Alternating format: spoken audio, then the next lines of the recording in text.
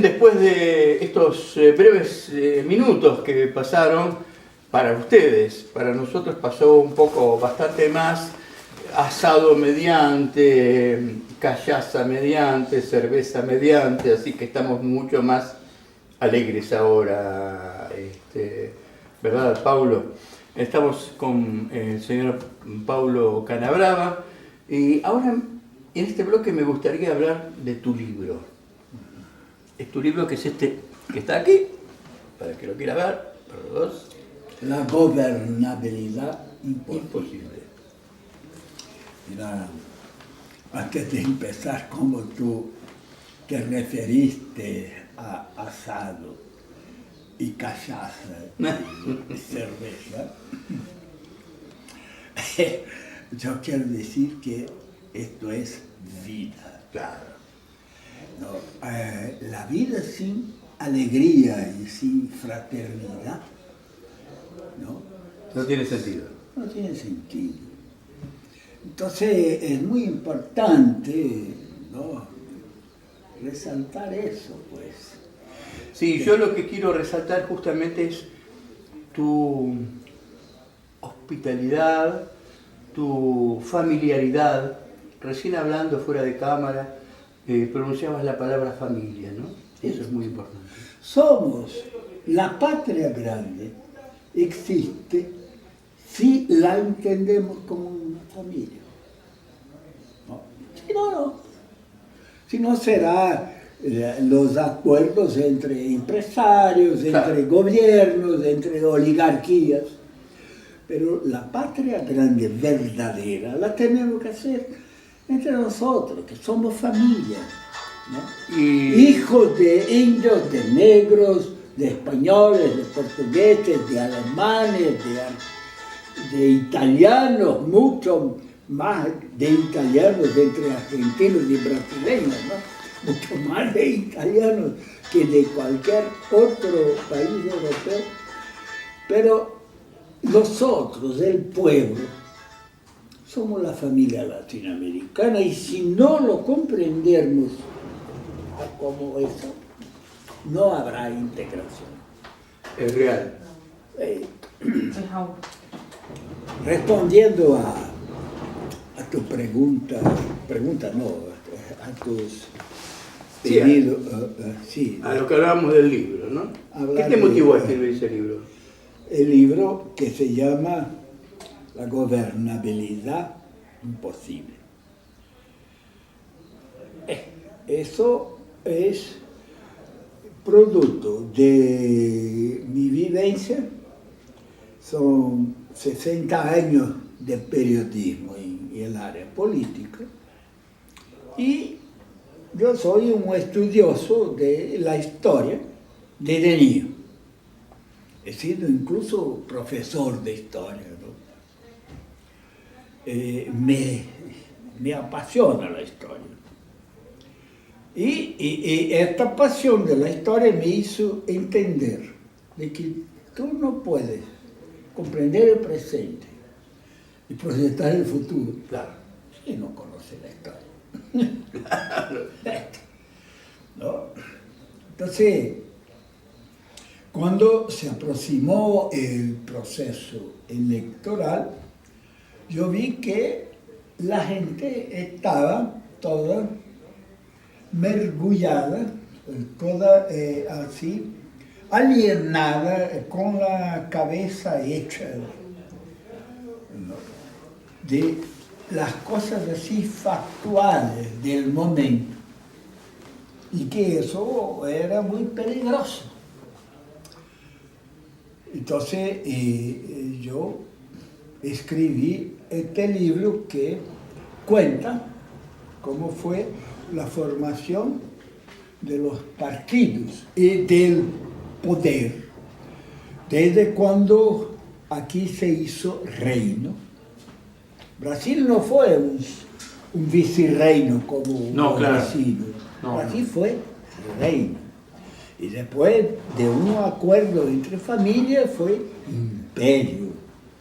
Imperio en el peor sentido del imperio, porque hizo las guerras imperiales, Claro. que eran guerras de conquista. Expansivas. Sí, eran guerras de conquista a servicio del capital inglés, ¿no? Británico. Bueno, el mojón del Tratado de De Tordesillas, Newton. del Tratado de Tordesillas está en la ciudad de Laguna, que se puede visitar todavía. O sea que de Laguna, ¿cuánto se amplió, no? Para allá. La cuestión que empieza con el Tratado de Newton, ¿no? Que es el tratado en que se entrega a todos los ingleses. Cuando viene, cuando aquí se hace el reino, la primera medida del reino es la apertura de los puertos. Claro. ¿Qué es la apertura de los puertos? Es la apertura que hasta hoy... Es entregar la economía a la corona británica. Sí, pues no, que es lo que hasta hoy se hace, la apertura de la economía, ¿no? Se entrega la aduana, se entrega todo, no se podía producir nada, la industria no podía existir. ¿Por qué? Porque no les interesaba a los ingleses, les interesaba nada más que la exportación de los productos primarios, que llamamos, ¿no? La producción agrícola y minería y de las minas. Entonces, eso empieza ahí. Esta oligarquía que se forma en la corona, en Brasil, el reino. Brasil no era una colonia de Portugal. El reino era aquí, la sede del reino era aquí. Y este reino hizo las instituciones que vigoran hasta hoy. ¿Para servir a qué? Al reino y a las oligarquías que se desarrollaron con el reino. Ahí, después de Brasil reino se pasa a ser imperio. Imperio fue un arreglo de familia. Aquí no hubo lucha de independencia como hubo en Argentina, Perú, claro. En Chile, que hay O'Higgins. Se decretó la independencia. ¿Se decretó la independencia? No se decretó la independencia. No fue por decreto. No, eso fue un arreglo de familia. Claro, no, digo, pero institucionalmente fue que se dijo, bueno, ahora somos independientes, listo. No, esto se hizo un acuerdo de familia. Ahora, el fulano se queda con el reino de Portugal y aquí se queda... Portugal y colonias sicilianas, en África, ¿no? Y aquí se queda el reino de Brasil. Pues, entonces, como hacía, eso era muy común en Europa en la época. No, Europa era un montón de feudos que se repartían ahí, los Habsburgos de un lado, ¿no? Sí, por supuesto. Entonces, aquí se hizo imperio por un acuerdo de familia. Y este imperio se desarrolló, se hizo guerras imperiales, de anexación territorial y todo, fue terrible. El imperio brasileño puso un gobierno en Argentina. Claro, sí. Puso un gobierno en Argentina. Cuando se derrotó a Rosas. Puso un gobierno en Uruguay, ¿no? Y para hacer la guerra contra el Paraguay. La guerra eso de la tríplice alianza fue un tríplice arreglo del imperio brasileño con financiamiento de los ingleses. Claro. Sí, ¿no? Para derrotar a los paraguayos. Tenían una industria siderúrgica floreciente, un imperio. No sé, una potencia, quise decir, una potencia. Hicieron, después de los españoles y portugueses, que cometieron un gran genocidio en la ocupación, colonial de las Américas. El mayor genocidio ha sido del imperio, esta guerra llamada de Tríplice Alianza, que fue una guerra del imperio brasileño, no fue tríplice, porque eran gobiernos títeres en Argentina y Claro, si los generales brasileños se mofaban de Mitre, que era ¿qué es esto? una marioneta de ellos. Entonces ahí hicieron un genocidio en Paraguay. Absolutamente. Absolutamente, que han exterminado la posibilidad incluso de reproducción del pueblo, ¿no? Y llevado a los días de hoy tu libro. Entonces, ¿qué pasó? Esta oligarquía, este poder, es el mismo que tenemos hoy. Claro, sí. Entonces, la gente no se da cuenta de que es preciso cortar el mal por la raíz, entender el proceso histórico, ¿no? Y cortar el mal por la raíz. Entonces, están ahí haciendo disputas electorales y cada vez que se forma un partido y que se hace una elección, es para mantener la gobernabilidad imposible, o sea, mantener el dominio de esta oligarquía predadora. Esto significa que cuando aparezca un gobierno popular no lo van a dejar gobernar. No, jamás. No hay que ser popular. Basta pretender hacer, sustituirlos en el poder. Claro. No hay que ser popular. No, eso no le... No hace falta llegar a eso. ¿Ah? No hace falta. No, nunca se ha llegado a eso. Nunca se ha llegado a eso. Basta ser un gobierno que los quita del poder. Claro. ¿No? No sé si soy claro, ¿no? No, sí. Es una oligarquía irreemplazable, digamos. Entonces, cuando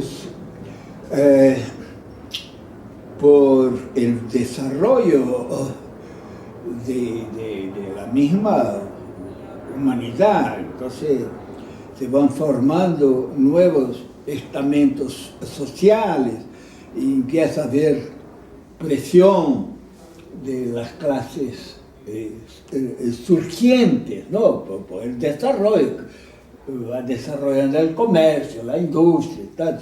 Surgen clases que empiezan a presionar para tener voz, ¿no? Entonces, cada vez que eso provoca una ruptura, hay un golpe. Bueno, el libro está en portugués. Hay que empezar a pensar en la versión en español, ¿no? En castellano, sí. Para decir mejor. Sí, sería muy bueno. ¿Sabe por qué? Porque la historia nuestra es la misma, ¿no? Es única, ¿no? No hay diferencia ninguna de lo que pasa aquí y de lo que pasa allá.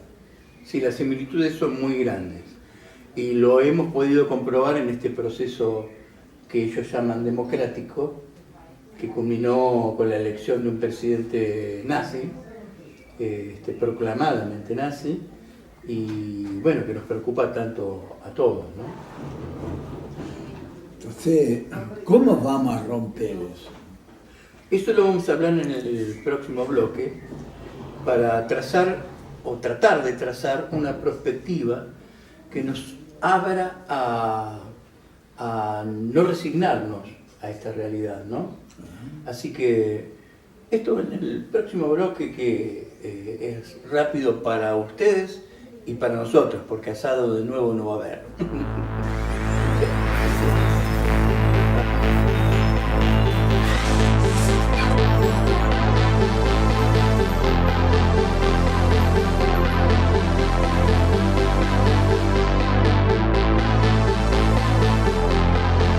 Bueno, continuamos acá con Paulo Calabrava, Yo no puedo dejar de agradecerte, Pablo, la generosidad de esta entrevista y la iluminación de tus palabras para todos nosotros. Y bueno, como con las charlas que hemos podido tener en estos pocos días en que nos conocimos, me atrevo a preguntarte, Pablo, ¿cuál es la perspectiva de todo esto? ¿Para dónde agarramos? Mira, cuando yo digo que la gobernabilidad es imposible, ¿no? Porque desde la corona, sí, las oligarquías han estructurado no solo el poder, han estructurado la sociedad para mantener el poder, ¿no? Y cuando entonces empiezan otras fuerzas a cuestionar eso, formar partidos con proyectos alternativos a la hegemonía de la plutocracia, ¿no? Entonces, ¿qué es lo que hacen, no? Cuando llega un momento de ruptura, ellos dan un golpe y acaban todo. O entonces hacen como se hizo a partir de los años 80. Mira, nosotros tenemos hoy como ahí con representación en el Congreso Nacional más de 30 partidos. Más de 30 partidos. Sí. Son como 70. Mira, ¿cómo es posible tú hacer una gobernabilidad en el Congreso Nacional donde hay más de 20 partidos? Claro. Y cada partido que no son partidos, no son partidos, son instrumentos de captura de poder, claro, o de ascensión social, ¿no? Ganar dinero para ascenderse socialmente. En eso se han transformado los partidos. Entonces, partidos ideológicos no hay. Partidos en torno de un programa, ¿no? Un programa de desarrollo. Y agravado en los últimos años por la utilización de los medios de comunicación por estos que han capturado el poder. Es, digamos, el nuevo opio de los pueblos. Sí, es increíble, ¿no?, que nosotros, la mayor derrota de las izquierdas latinoamericanas ha sido en la comunicación. Esto. Entonces, ellos han ocupado todos los espacios. ¿Cómo revertir eso? Yo, sinceramente, no veo otro camino sino una ruptura institucional profunda. Ya Márquez decía, si tú no destruyes el aparato de poder de la burguesía, tú no tienes el poder. Claro. Tú asumes el gobierno, claro, no asumes el gobierno. Es una administración. Tú asumes el gobierno, pero no asumes el poder. Entonces lo que tuvimos en estos últimos años aquí en Brasil, ¿no?, fue que asumieron el gobierno, pero no asumieron el poder. Claro. Y no se consiguió controlar la transculturización que se hace, ¿no?, a través de los medios de comunicación. No, oye, sí, qué sé yo, no se dieron cuenta de que no habían asumido. ¿Por qué que no se dieron cuenta de que no habían asumido el poder? Porque asumir el gobierno es una cosa, asumir el poder es otra, tener el poder de decisión. Porque lo que perseguían era simplemente el poder por el poder. El poder como ascensión social, como medio de capitalizar dinero.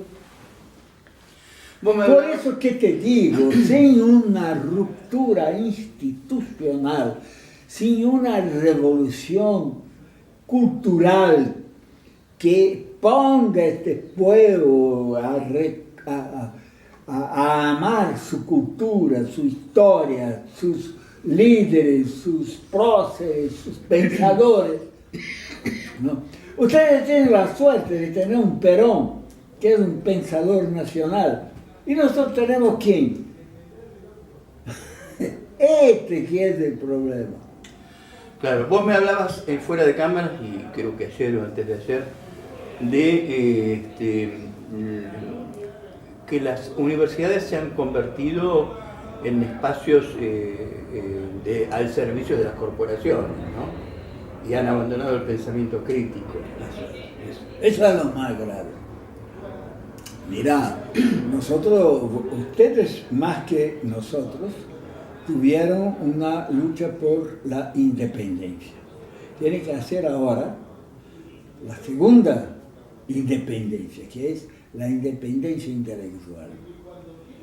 Librarse de la peor de las servidumbres, sí, que es la servidumbre intelectual.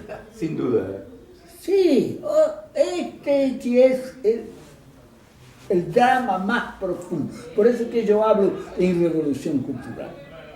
¿Qué es la revolución cultural? Es retorno a las raíces, ¿no?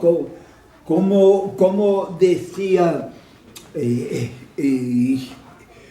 Quijano, ¿no? La decolonización. ¿No? Tenemos que recuperar la decolonización. Quebrar el eurocentrismo, digamos, ¿no? Porque hay un eurocentrismo enquistado. Sí, sí. No, el eurocentrismo ya ha sido sustituido por los gringocentrismos. Claro. Por la cultura yankee, esto es dominante, ¿no? Incluso Europa está sobre este problema de la esclavitud intelectual. Sí, sí. Porque el capital financiero impuso un pensamiento único, ¿no? Y este pensamiento único está dominando lo que es lo más triste, está dominando las universidades. Exacto, sí, sí. Que son fábricas de funcionales al sistema. Entonces, el principal enemigo hoy es el pensamiento único, impuesto por la dictadura del capital financiero. Si destruimos el capital financiero y hacemos con que las escuelas vuelvan a pensar,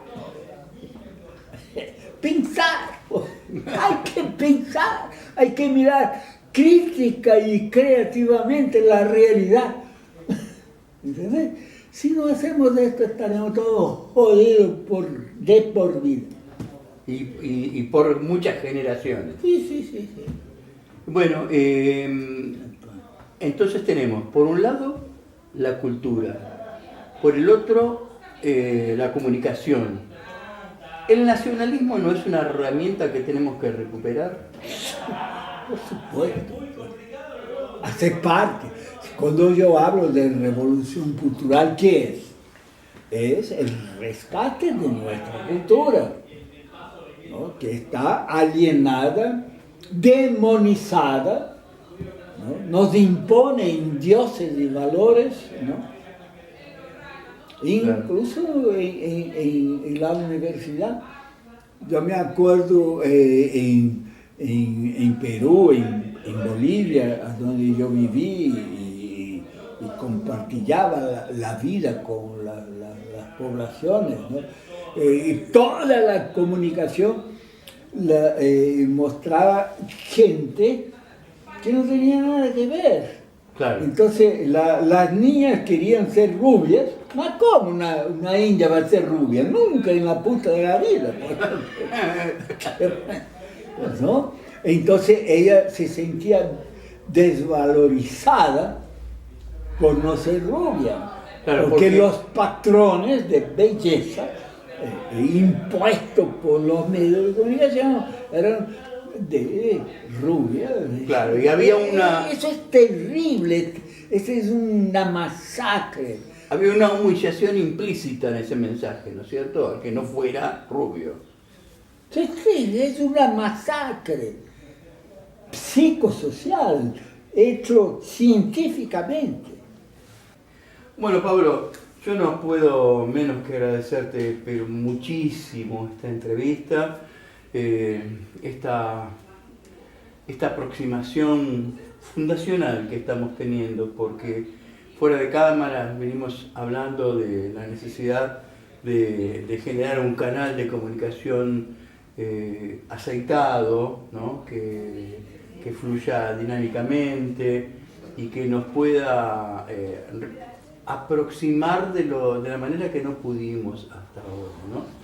Si los puentes no se tendían por miedo que cruzó uno al otro lado, las emisoras de televisión transmitían en Brasil en Paleme y en Argentina en Palene para que los de un lado no pudieran ver la televisión del otro, por ese miedo, resquemor.